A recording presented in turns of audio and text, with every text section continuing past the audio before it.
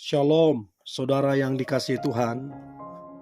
Saya berdoa saudara yang mendengarkan ini dalam keadaan baik, dalam keadaan sehat, serta melimpah dengan berkat-berkat Tuhan. Kita akan mendengarkan firman Tuhan tentang ketaatan. Sebelumnya mari kita berdoa. Terima kasih Tuhan Yesus atas anugerah Tuhan buat kehidupan kami, buat keluarga kami, buat apa yang kami kerjakan. Terima kasih Tuhan Yesus. Hati kami melimpah dengan syukur. Dan hari ini kami mau dengar firman-Mu. Urapi kami, supaya kami mengerti isi hati-Mu.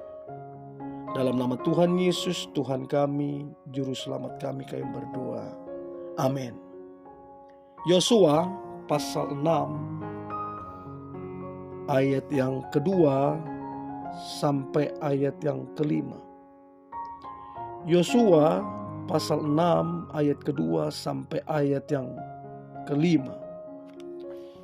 Berfirmanlah Tuhan kepada Yosua, ketahuilah, aku serahkan ke tanganmu Yeriko ini beserta rajanya dan pahlawan-pahlawan yang gagah perkasa.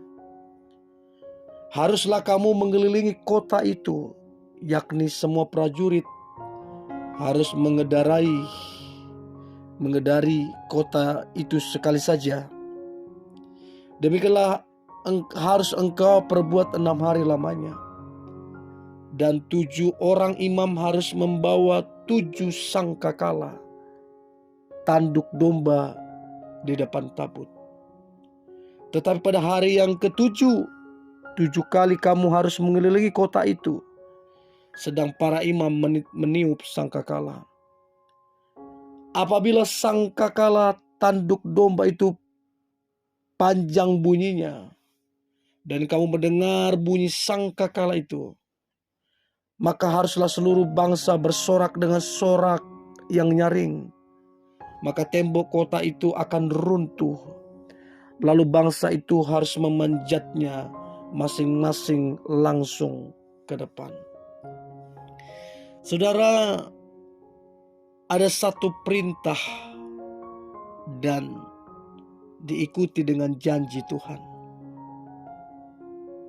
Janji akan selalu mengikuti perintah. Ketika ada perintah, maka ada janji di belakangnya. Firman Tuhan berkata demikian, aku akan menyerahkan rajanya, bahkan pahlawan-pahlawan yang gagah perkasa, orang Yeriko, akan diserahkan kepada Yosua.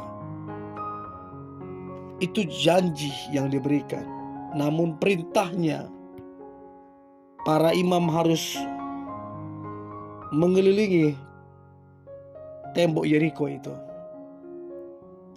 Bahkan Alkitab bilang di ayat kelima, ketika sangkakala dibunyikan dengan panjang, maka tembok kota itu akan runtuh. Saya bisa membayangkan ketika perintah datang, maka Yosua dan bangsa itu, mereka mengikuti perintah itu untuk mereka mengelilingi kota itu selama 6 hari lamanya. Bahkan Alkitab bilang mereka tidak membawa senjata untuk berperang. Mereka tidak membawa alat-alat berat, alat-alat canggih untuk berperang. Yang mereka bawa adalah sangkakala. Bahkan Alkitab bilang, tetapi pada hari yang ke-7, 7 kali kamu harus mengelilingi kota itu. Jadi ada perintah yang datang kepada bangsa Israel melalui Yosua. Saya bisa bayangkan ketika mereka datang, mereka bawa sangkakala. Sementara prajurit-prajurit daripada Yeriko melihat mereka. Tentu mereka akan melihat ada kejanggalan.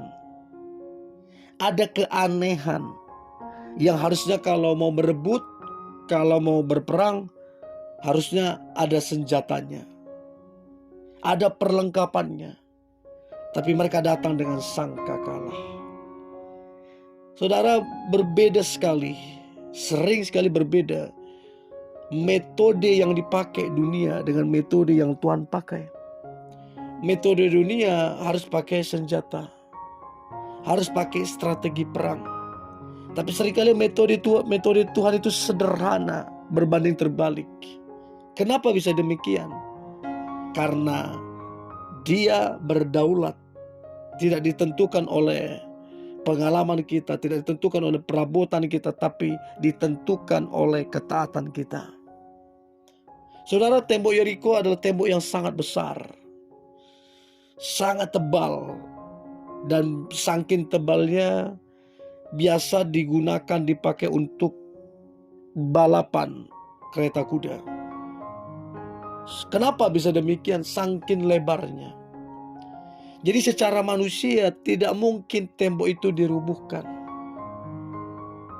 Tapi ketika perintah datang, Yosua dengan yang lainnya mereka taat. Sekalipun mungkin diejek sama prajurit daripada Yeriko, sekalipun mungkin mereka ditertawain karena sikap mereka yang secara manusia tidak masuk akal, tapi mereka taat melakukan itu. Sesungguhnya ini tidak mudah, saudara. Tapi di balik ketaatan itu selalu ada janji yang pasti akan diberikan. Dan ajaib, saudara, ketika mereka taat, mereka kelilingi itu tembok Yeriko. Dan hari ke-7, 7 kali dikelilingin. Alkitab bilang tembok itu rubuh. Udah pasti ini bukan perbuatan tangan manusia. Udah pasti ini perbuatan tangan Tuhan. Karena apa? Ada ketaatan. Untuk itu, saudara yang dikasihi Tuhan, kita harus belajar untuk bisa taat. Karena kalau kita taat, jelas penyertaan Tuhan itu nyata. Kalau kita taat, jelas janji Tuhan itu dinyatakan atas kita. Yang diuntungkan adalah kita. Jadi ketaatan itu akan balik menguntungkan kita. Untuk itu, kekasih Tuhan, mari belajar taat. Mungkin awalnya tidak mudah, mungkin awalnya susah. Tapi kalau kita belajar taat, maka kita akan terbiasa hidup dalam ketaatan. Dan percayalah, janji Tuhan pasti dinyatakan. Kemenangan pasti terjadi. Berkat pasti dicurahkan. Bahkan kemenangan demi kemenangan akan dialami. Untuk itu, marilah kita belajar taat. Bisa karena biasa. Karena biasalah kita, maka kita akan terbiasa untuk hidup dalam ketaatan hari ini, besok, dan seterusnya.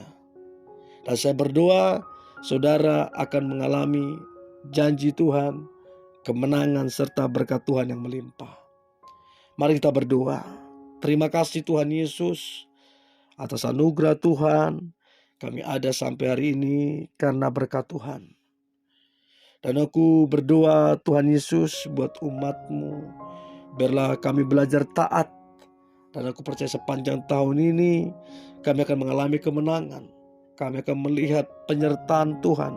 Kami akan melihat janji Tuhan dinyatakan atas kami. Bahkan berkat Tuhan itu pun tercurah atas kami. Terima kasih Tuhan Yesus. Di dalam nama Tuhan Yesus, Tuhan kami, Juru Selamat kami berdoa dan mengucap syukur. Amin.